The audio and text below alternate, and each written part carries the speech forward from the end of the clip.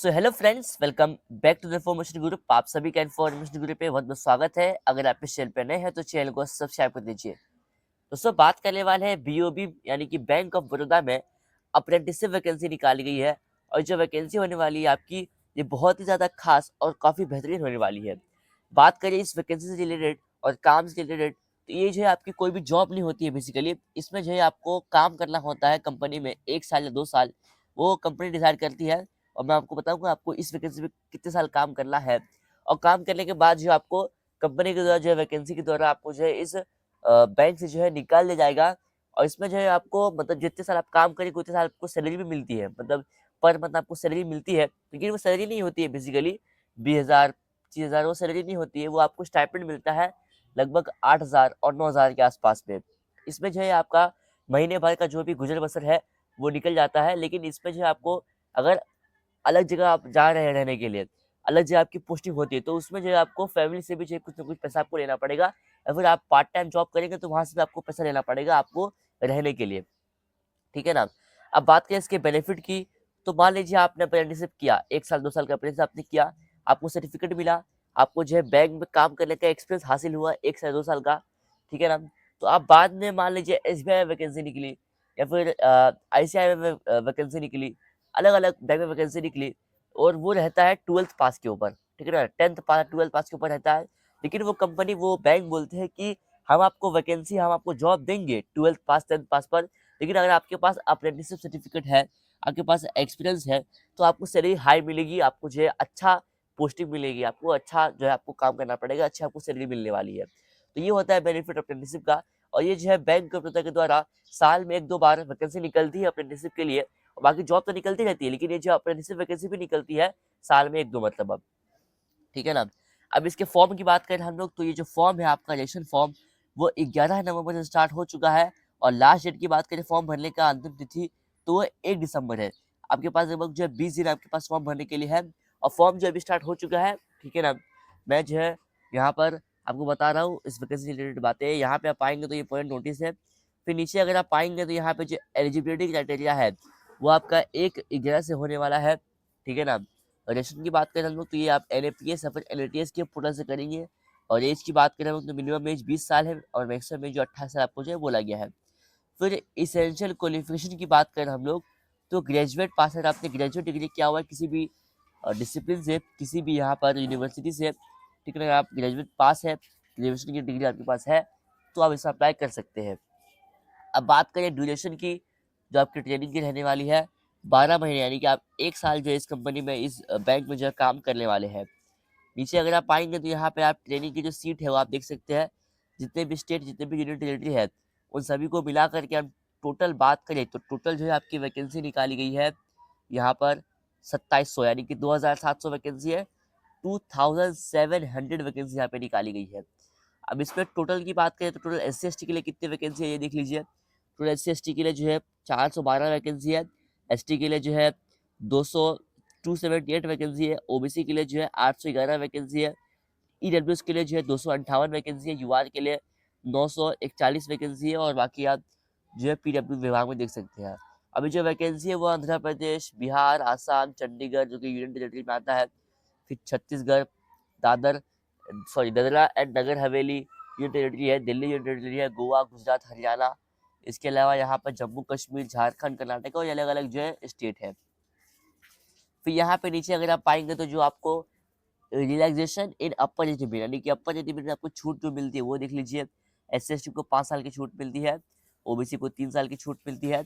अब जो यहाँ पर विकलांग कैंडिडेट है, उसमें भी जो अलग-अलग कैटेगरी है, जैसे कि यूआर और ईडब्ल्यूएस के लिए 10 साल की छूट है, और ओबीसी वाले के लिए 13 साल की छूट है, और एससी-एसटी वाले के लिए जो है 15 साल की छूट है। जो विकलांग है उनके लिए है ये।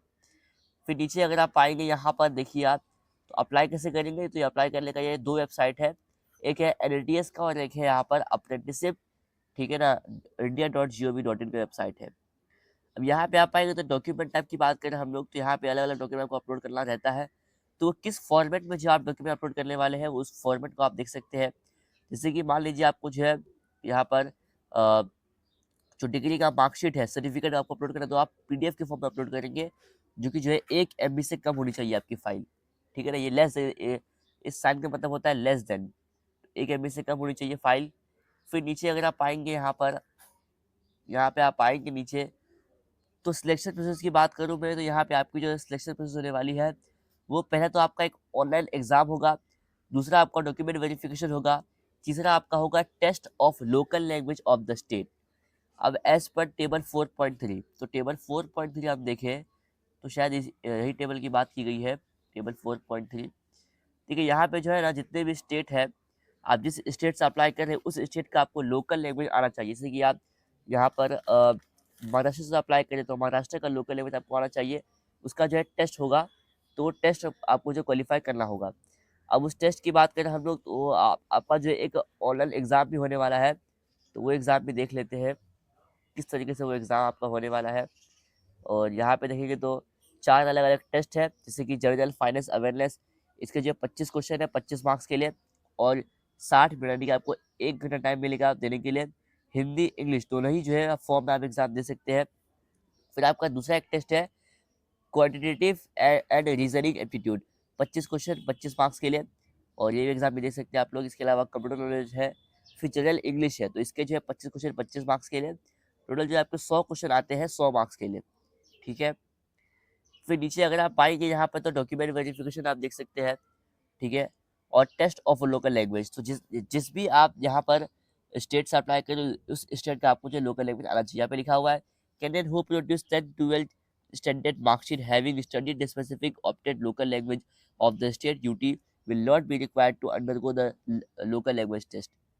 तो ये काफ़ी इम्पोर्टेंट जो है लाइन लिखी हुई है, जो जो कैंडिडेट 10th या 12th में जो है यहाँ पर स्पेसिफाइड ऑप्टेड लोकल लैंग्वेज को स्टडी किए हैं, तो उनको जो है ये लोकल लैंग्वेज देने की, इस लोकल लैंग्वेज टेस्ट को देने की कोई भी ज़रूरत नहीं है। लेकिन जिन्होंने 10th 12th में जो है स्पेसिफाइड ऑप्टेड लोकल लैंग्वेज को स्टडी नहीं किया हुआ है, तो वो जो है इस लोकल लैंग्वेज टेस्ट को देंगे। अब यहाँ पे देख लीजिए कौन से है। जैसे कि आंध्र प्रदेश है, तो उसका लैंग्वेज क्या है, तेलुगु है और उर्दू है। आसाम का है आसामी, बेंगलुरु और बोडो। बिहार का है हिंदी उर्दू। चंडीगढ़ का है हिंदी पंजाबी। ठीक है ना, इसी वजह से जो है दिल्ली का हिंदी है। फिर महाराष्ट्र का मराठी आपको पता है। तो 27 अलग अलग जो है यूनियन टेरिटरी और स्टेट है, और उसके जो है आप देख सकते हैं लोकल लैंग्वेज। ठीक है।